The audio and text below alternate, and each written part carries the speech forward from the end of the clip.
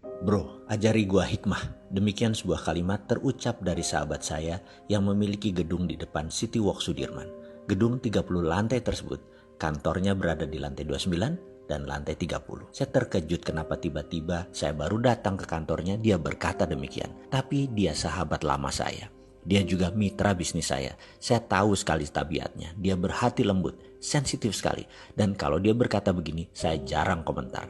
Dalam hati saya berkata, apa dia mau nonton video naratif serial Sadar Kaya Advance ya? Lalu otak iseng saya keluar dan berkata, si Ahmad supir lu bawa motor? Ada katanya. Kita naik motor keliling Jakarta, saya bonceng bagaimana? Dia kaget, karena mungkin sudah 10 tahun dia tidak naik motor. Dia steril dari hal-hal seperti begini. Ayahnya adalah salah satu dari 4 macan konglomerat zaman Soeharto. Dia sekarang pemegang tahta generasi kedua kerajaan bisnis keluarga tersebut. Naik motor? Ya enggak lah. Kemudian dia berkata, oke, why not? Katanya. Kemudian motor supirnya disiapkan di lobi. Siang itu kira-kira jam 3-an. Saya nyetir, dia naik di belakang saya dan saya langsung tancap gas menuju Mall Ambassador, daerah Kuningan. Lalu saya teruskan sampai bypass daerah Pasar Gembrong. Rencana saya balik arah di sana. Dan ternyata hujan besar sekali di daerah bypass tersebut. Untung kami sempat berteduh di bawah tol di bypass tersebut. Ada puluhan motor melakukan hal yang sama. Hujan membesar, air bergerak naik ke arah trotoar, dan sahabat saya mulai gerutu.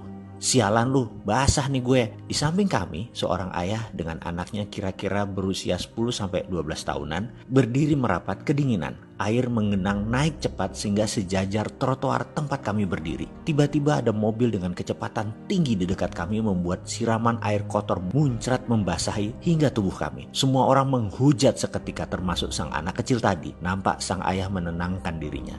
Saya yang berdiri di sampingnya tak kuasa tidak mendengarkan percakapan ayah anak ini. Sudahlah nak, jangan marah. Tapi dia kurang ajar ngotorin semua orang ayah. Kalau kita marah, kata ayahnya, itu energi negatif yang keluar dari diri kita.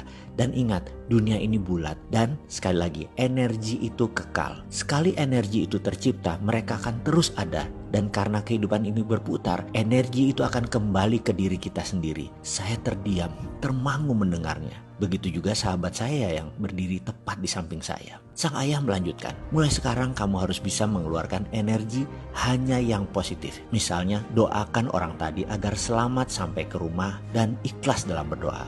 Doakan semua orang yang berteduh ini selamat sampai di rumah dan tidak terkena penyakit. Doakan pengemis di pinggir jalan. Doakan apa saja yang kamu lihat. Anak sekolah yang baru pulang, tukang sapu jalanan, semua yang kamu lihat.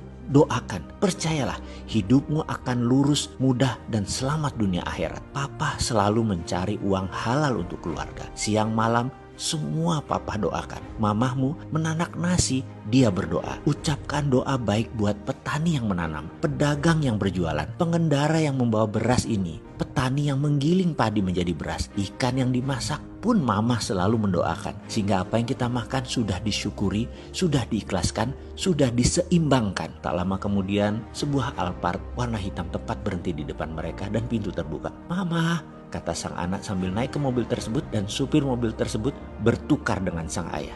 Rupanya ini training day sang ayah ke anak untuk melihat sisi lain dari kehidupan. Itu gumam saya dalam hati. Entah mengapa saya merasa malu teramat sangat. Saya tutup wajah saya dengan helm, menitik air mata saya dan berkata, terima kasih ya Allah, hari ini luar biasa, sebuah pelajaran yang saya dapat. Lalu saya melirik sahabat saya. Ternyata dia lebih parah lagi. Dia menangis deras air mata sambil bergumam, sialan lu bro, lu apain gua? Sialan tuh bapak, kena gua. Gua belum jadi ayah yang baik, gua belum jadi orang yang berpikiran positif. Ya Allah, terima kasih, tobat hamba. Dan saya pun diam saja menanti hujan reda.